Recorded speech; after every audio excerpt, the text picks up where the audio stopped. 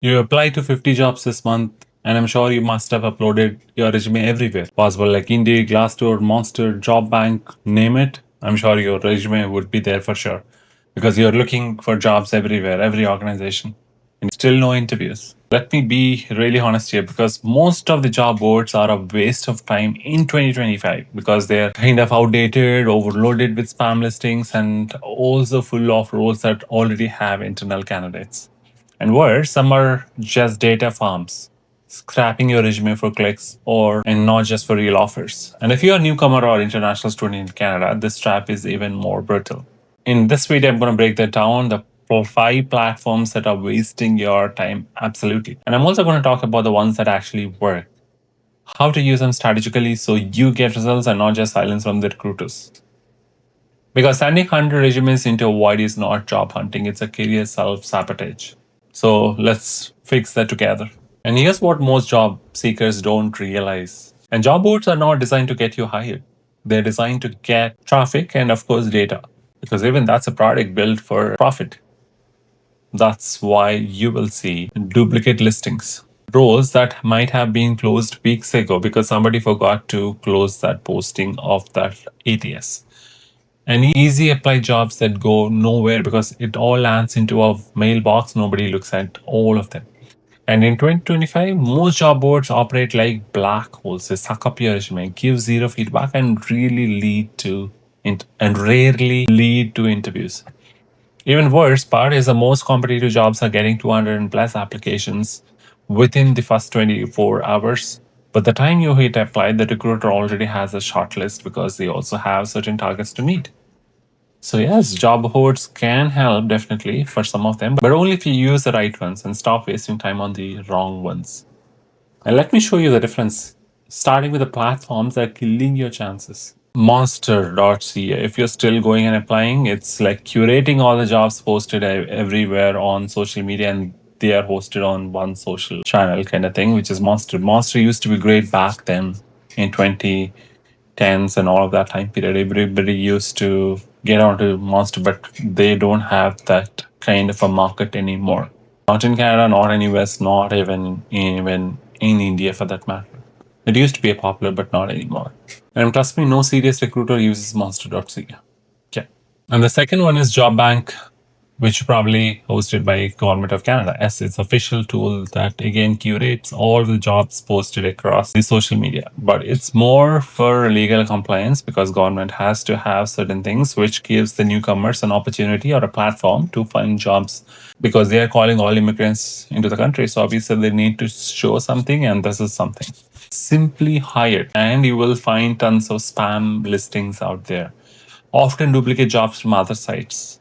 Again, applying here rarely leads to sort of a callback. So again, if you might have found the job today, but if the moment you click apply, the job might have expired on the other parent platform. So no use wasting your time on such a platform.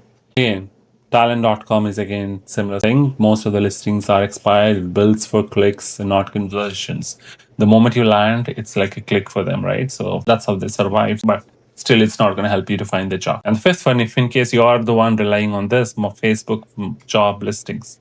I'm sure it's good for local gigs, but it's absolutely unreliable for sort of a professional roles. And if you're still an old timer, then obviously you might want to still rely on Facebook. But if you're still advanced, there are much more better ways that you could follow and do that I'm going to talk about eventually in the next few seconds. And I'm not talking against these channels. I'm just saying they are insufficient for you to find the job. Instead of wasting your time right on there, I think I would say just go on to the actual ones which can lead you into those conversations with those recruiters or the hiring managers. And here are the job boards and platforms that actually lead to interviews if you have the right skill set, if you have the right communication, if you have the right attitude, especially in Canada in 2025. That's LinkedIn. So, sounds pretty common, but I'll tell you why it works. Recruiters actively search here. There are LinkedIn premiums in case you don't know. Recruiters spend money to get that premium access, which helps them or enables them to search for candidates that they are looking for for the kind of skill set that they want for their organization. They pay dollars premium amount to get access to that. So for such a scenario, your LinkedIn profile should also be prepared for that, because you'll have to put an effort to build that visibility even without even applying, because your activeness pushes you forward in their search.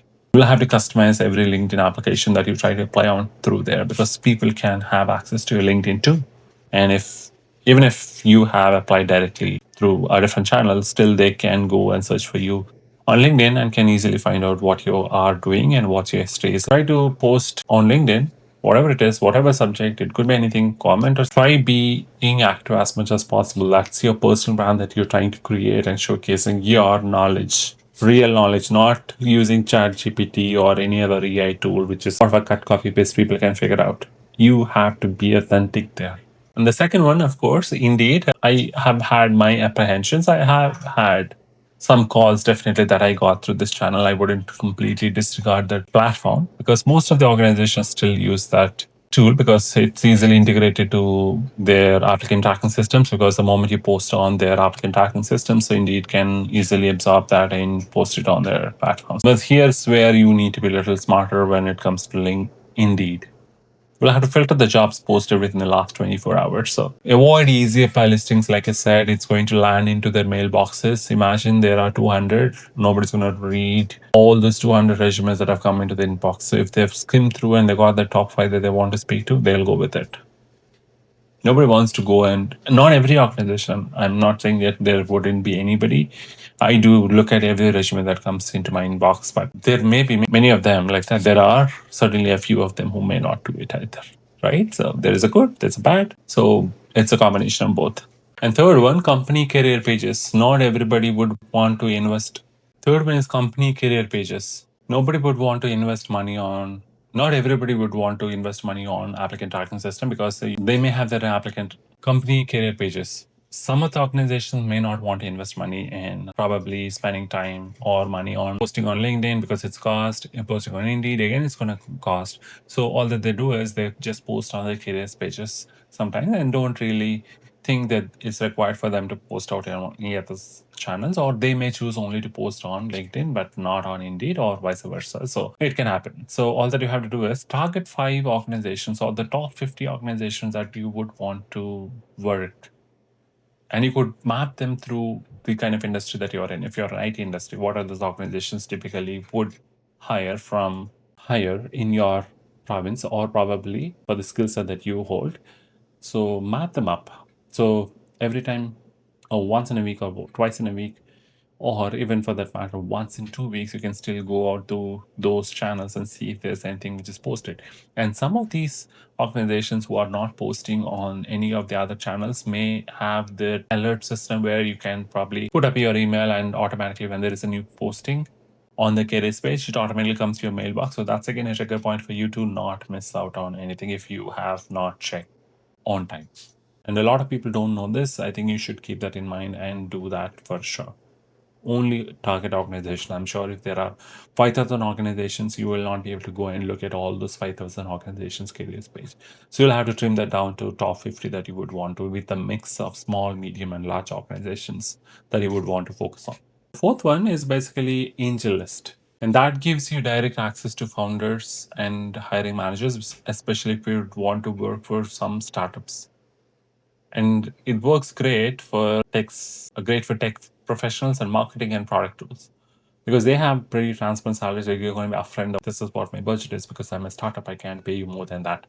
And it's sort of a flexible options also exist in those organizations, because they don't want to be too stingy. If they can't give money, at least they can give something else, which is flexibility. All that you have to do is create a strong pitch message first before you reaching out to them, because you're trying to tell a story to them to make them listen to you. And you'll have to follow up with a real person there to get the result that you would wanted. And the fifth one is hidden job market, which is nothing but about doing things through networking. Not a job board is going to help, but the most powerful platform is networking, of course. And a lot of jobs, I wouldn't say a particular percentage, because sometimes I feel it's inflated if I say 70-80% of the jobs are filled through without a job posting. That may be a myth in my perspective, but all that you have to do is sometimes you'll have to build the trust even before a competition exists. And the best roles are never public sometimes. Yes, that is true. This could happen in private organizations because they don't have an obligation to post out necessarily as long as they're able to find a candidate through our different sourcing efforts. All that you have to do is send 3 messages for people in your industries. Ask for 10-minute informational chat with them. And don't just start that upfront in your first conversation itself or your first message itself. Nobody's going to care about it. Build a rapport, build a connection with those individuals over a period of time, and then come to that. And the moment you just knock the door and asking them, oh, I want to have an informational chat, what? It's time, right? So people are going to take care about it. And if you're serious about getting hired in Canada, here's what you do. Stop wasting time on Monster, Job Bank, and the rest of that I just talked about. You have to go full in on LinkedIn, build your brand, value proposition, get onto their company pages and curated Indeed filters. Spend more time talking to people than clicking apply. Focus on being visible and not just being available for the job, any job that might come your way. Because I'm telling you the truth, resumes don't get jobs. Relationships sometimes do get you the jobs that you wanted. And if you like this video, please like and try considering subscribing in case you like more of my content, because I'm trying to bring as much real content as possible, more specific to Canada and India markets.